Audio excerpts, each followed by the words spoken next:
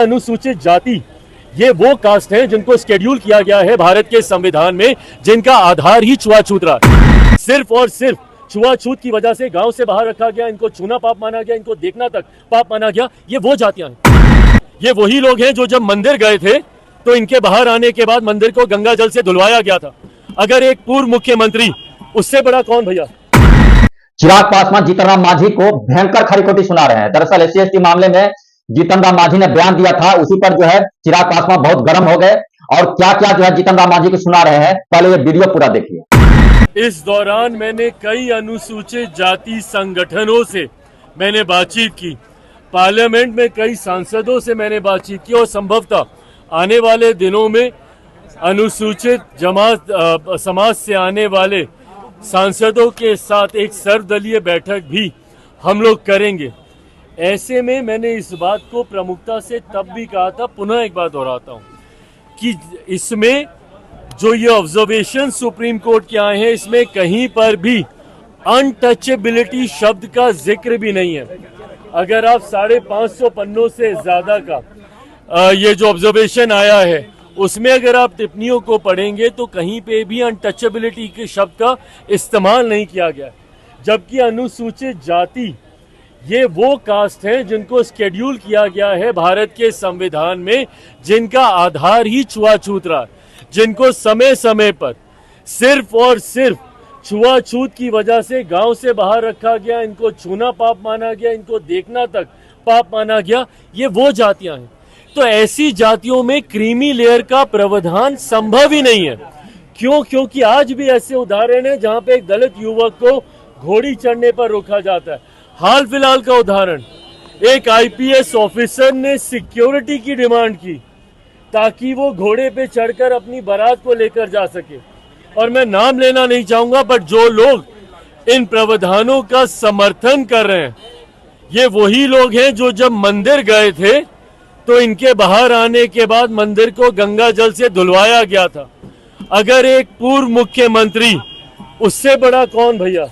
अगर उसके साथ भी आज की तारीख में भी छुआछूत होता है तो इसका आधार, डिस्क्रिमिनेशन का आधार सिर्फ और सिर्फ अनटचेबिलिटी है। इसमें क्रीमी लेयर का कोई प्रावधान संभव नहीं।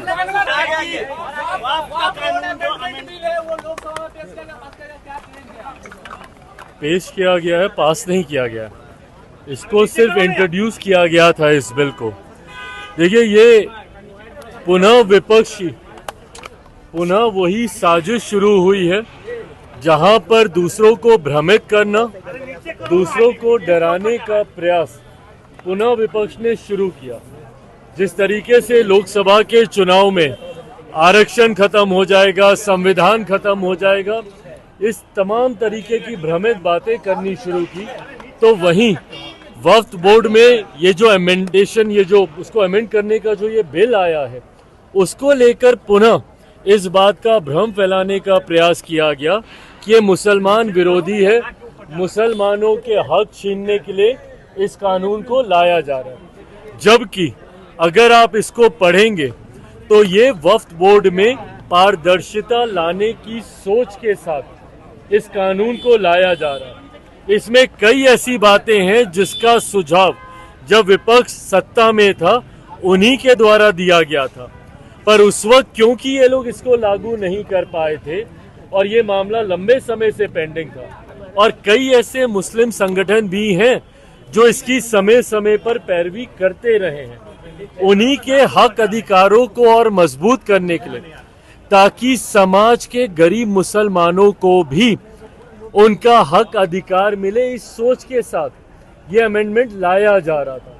पर क्योंकि पुनः इसको भ्रमित करने का प्रयास किया गया था और कहीं किसी के दिमाग में किसी तरीके की कोई शंका ना रहे, इसलिए लोक जनशक्ति पार्टी रामविलास ने भी सरकार के समक्ष, हम लोगों ने ये सुझाव रखा था कि इसको किसी भी कमेटी के समक्ष भेज दिया जाए।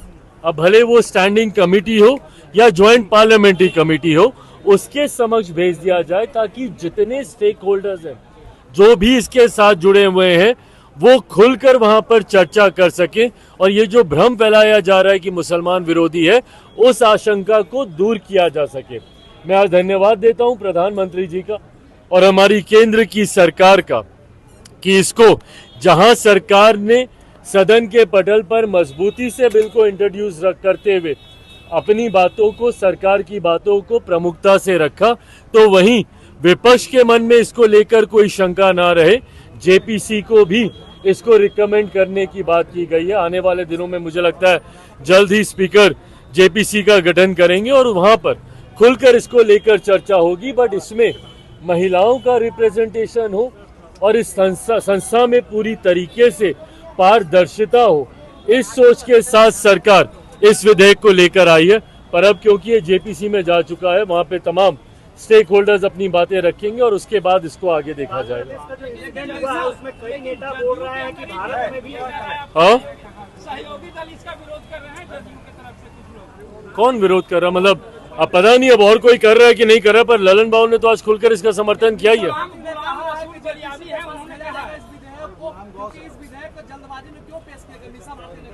अरे भैया, जल्दबाजी में कहा, लंबे समय से इस विधेयक पे काम हो रहा था, बल्कि यूपीए के समय से इस विधेयक पे काम हो रहा था। और जल्दबाजी और अभी क्यों और तब क्यों, ये सवाल तो हमेशा रहता है। अगर इस विधेयक को आज से अगर हम लोग 6 महीना पहले लाते तो बोलते क्योंकि चुनाव है, तुष्टीकरण करना चाह रहे हैं इसलिए आप लेकर आए हैं। आज जब हम लोग लेकर एक ऐसे समय पर आए हैं जब दूर दूर तक 3 राज्यों का चुनाव भी अभी भैया दूर है, उसका भी अभी नोटिफिकेशन नहीं आया है, तो अभी क्यों लेकर आए, ये सवाल तो विपक्ष हमेशा पूछेगा। पर हाँ, जिसके लिए हम लोग कमिटेड हैं, और जहां तक रही बात भैया लोक जनशक्ति पार्टी रामविलास की, हम लोग का कमिटमेंट समाज के वंचित, समाज के गरीब वर्ग, समाज के अल्पसंख्यक वर्ग के साथ हमेशा से रहा है। मेरे नेता, मेरे पिता आदरणीय रामविलास पासवान जी का कमिटमेंट रहा है। ऐसे में सरकार का हिस्सा रहते हुए ऐसा कोई विधेयक हम लोग के रहते हुए नहीं आएगा जो समाज के किसी भी वर्ग के साथ कोई अन्याय करे। पर विपक्ष बार बार भ्रमित करने का कार्य करता है, लोगों को डराने का काम करता है, कभी विधेयक को लाने के समय को लेकर, कभी उसके पीछे के इंटेंशंस, उसकी मंशा को लेकर।